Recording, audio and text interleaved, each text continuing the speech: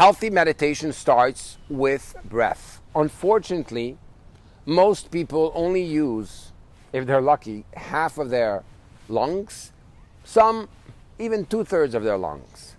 But we have a capacity to be able to get rid of all the toxins and all the stress just by starting to work on our lungs, the way you breathe. It's interesting because in Hebrew, the word re'iyah, which is vision, the word yir'ah, which is fear, and the word re'ah, which is lungs, has the same letters. Of course, when you see something and you have a fear, right away there's lungs. The lungs start to compress themselves and you're not able to breathe properly. So instead of being in distress, let's reverse the process. Start breathing. Breathe deeply through your nose. Fill up your diaphragm, your lungs. Hold your breath for 1, 2, 3 seconds, and then very, very, very slowly exhale through your mouth.